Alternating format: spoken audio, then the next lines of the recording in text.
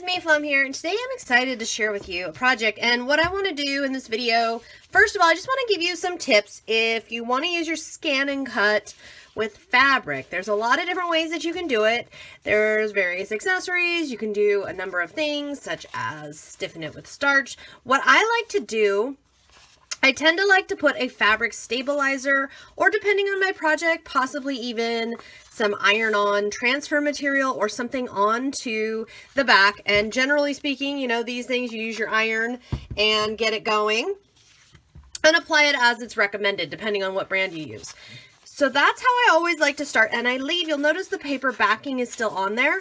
I leave this all together to press onto my mat for my ScanNCut, because what I find, you know, when we're looking at fabric, and here's one that isn't treated at all, fabric is wiggly, you know, unlike paper, the fibers and things, they have motion, and they should. I mean, if we're going to make clothing and a lot of other projects, we want there to be motion in the fabric. But when we go to cut this, because things are wiggly, yes, you can place it on the mat, and yes, some basic cuts you can do without doing any extra steps. Me, I like to take the precautions so that I'm not having to do anything twice. So I'm going to go ahead and do that, and I'm going to show you now on the ScanNCut machine what I'm going to do here. I'm going to cut out this out of fabric and then a couple other things. And these fabrics all, by the way, are part of Rebecca Meyer line. And I mention her because she is one of the newest ambassador with the brothers ScanNCut, and she's an incredible artist.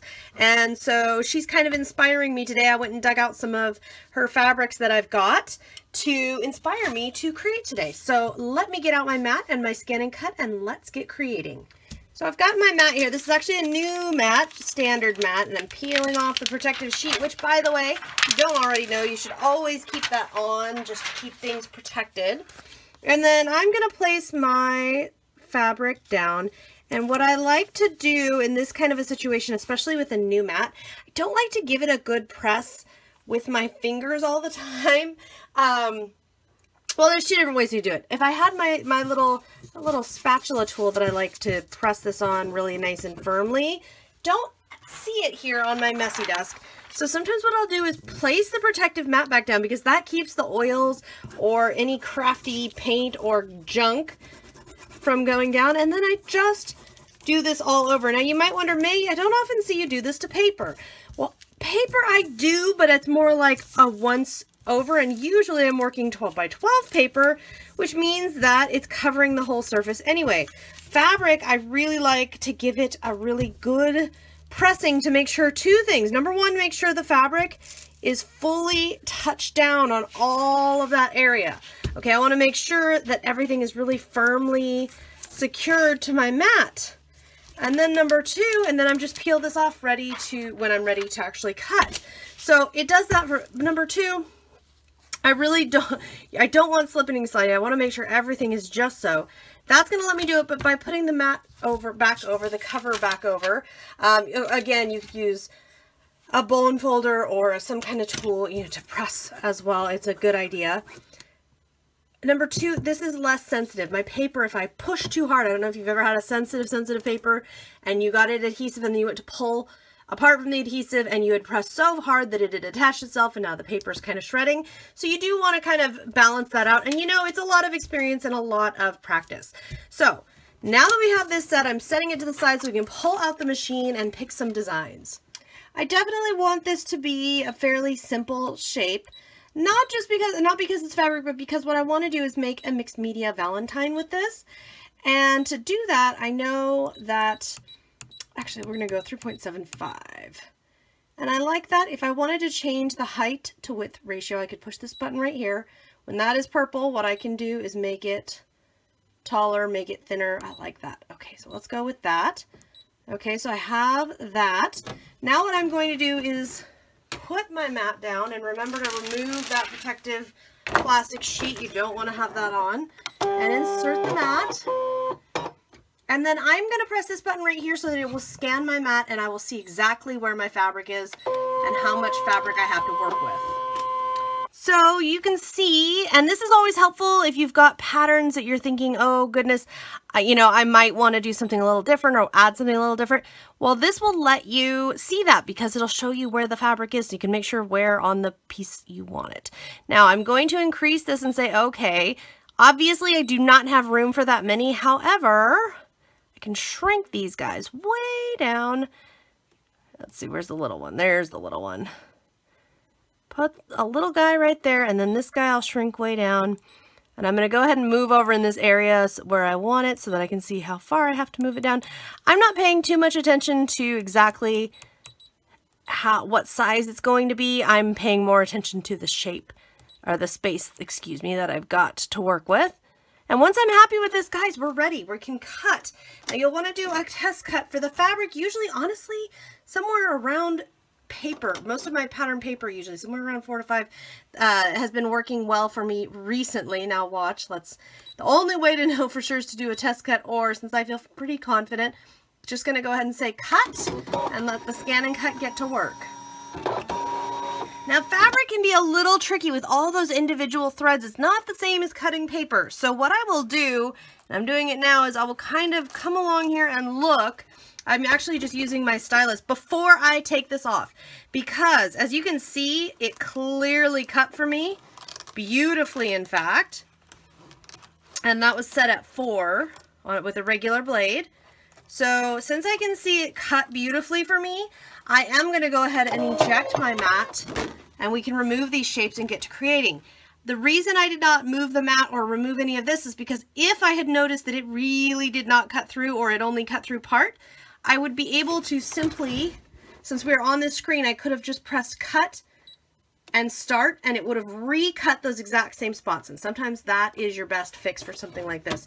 But since we are ready, I'm gonna go dig out. I have some flowers and little fun little things that I think I've already cut out, just basic shapes here within the ScanNCut machine. If you guys have watched, if you've watched my videos, then you've seen me do this before, where I go in and I'll pick random flowers and leaves and things and cut out, and I always cut out extra so that when I have a project and I might want a few, I have some extras hanging around.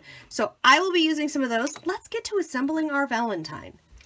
The first thing I'm going to do here is get my composition going, and what I've done, I already peeled off the paper backing here and stitched my big heart with black thread just for some contrast. Okay, and then I have my other little hearts here, and I'm just peeling off the paper backing because I don't need the paper backing to be on them, and just kind of placing them around on this piece of paper. And I'm doing that just to kind of take a look here, and then I've got a stencil here that I'm thinking about using. But I'm just kind of getting myself some ideas about composition, about sizing, where I want things, you know, all that good stuff. And once I'm feeling pretty confident about that I have things the way I like them, or at least things are looking, if it's not exactly how I want it or envision it, at least things in a way that I envision working well, then I'll take out some ink and a foam blending tool. And I'm going to start by, and you could use whatever you would like. You don't have to stencil. You could make a stencil on your ScanNCut. You could use stickers. You could do whatever you like. And isn't that the fun of the creative process? I think it is. So I'm going to put a little bit of that there. And then I'm going to put a little bit of this at the very bottom, going along that stencil here, and just inking it up nicely. Remember, there's a lot of different mediums that you could be using for this. You don't have to use ink. Pastes work, gels, whatever you've got, whatever you'd like. And then I'm going to look at, and if, like in this example here, I found that I didn't quite go far enough. So I'll just line everything back up and just pull a little more color through. Okay? Now, for adhering this, we could stitch this, get out your sewing machine, or hand stitch it into place. You can also just adhere it with either dry or fluid adhesives that you might have. That all will work. I am going to lean towards just doing a double-sided tape. I think that's going to be plenty strong enough for this piece. I don't think I need anything stronger. I may end up doing some stitching down the road, but I just want to tack everything down as I assemble my mixed media valentine here. So once I get some, and this, by the way, this is just a square of fabric, and I pulled some strings loose to give it a little bit of a frayed edge. I love having fun mixing and matching my colors, and I love, especially for Valentine's, I do so love some aqua and pink. I really love that color combo, so that's a lot of fun. All right, so I get some adhesive stick in here. You can see my stabilizers made this, it makes this fabric, it makes such a difference. It's not stiff, it just makes it really easy to work with. And I'm leaving those threads out on purpose. That's no accident. I want those threads out. And no, everything is not perfectly adhered down, and that's okay, because remember, I want to add some various colors, some various sizes, materials, etc. So because of that, I do want that flexibility, and I have that flexibility because I'm not putting a ton of adhesive down yet. Okay? So once I get this down, I'm now going to decide how tall. You notice I left this extra tall. It's about 8 inches, 8.5 inches. So now I can cut this down to size and determine my final Valentine size here, and then collect some embellishments and those additional little flowers and things that I can use that will be paper, and look at other elements that I may like to add some texture and dimension to this piece. Now I am working on a heavy watercolor paper because I knew that I was going to possibly be using fluid mediums, be using maybe some buttons and things, maybe putting some more hefty items on here. I thought that would be a more appropriate base than standard cardstock. I've been folding some petals on some flowers here, and I also added some little leaves that I had in a light green, just adding some detail and some dimension here. And I'm thinking about putting this one more. Yep, I like it down there. And I'm using a liquid adhesive. This is going to do a couple things. The liquid adhesive, you do want to use a little more than usual because it will soak into that fabric. And that's actually going to be good because it's going to add stability to the project. Now I'll also have a little strip that's printed here. This is a sticker strip, but we're going to want to add liquid adhesive because it's not going to just simply stick. So we're going to add a little liquid adhesive there and tack that down and just kind of play around with positioning everything so that it's just so that we're happy. And I've also got my little mix of buttons, sequins, and things here that I'm playing with.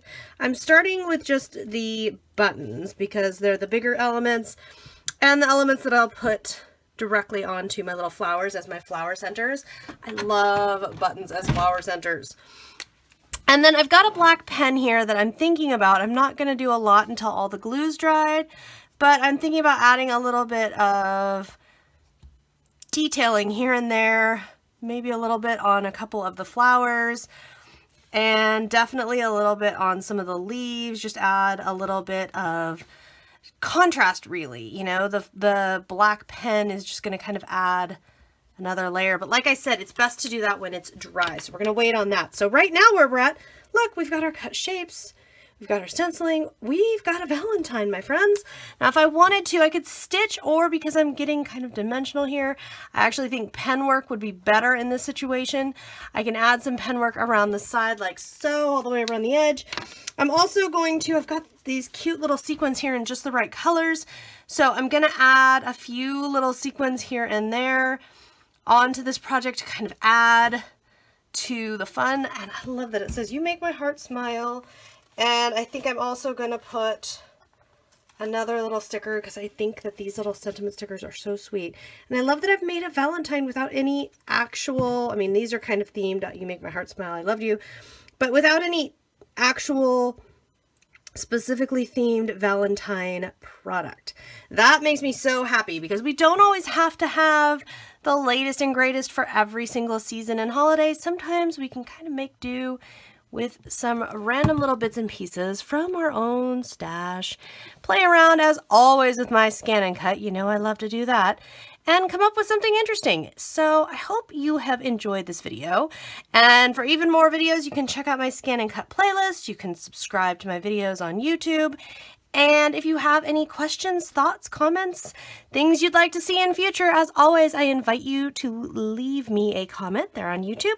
And for more pictures of this project and a little more details on the process, as well as links to ScanNCut's newest ambassador and more, you can check out my blog. There will be a link in the YouTube description. I will see you guys next time. I wish you very happy crafting.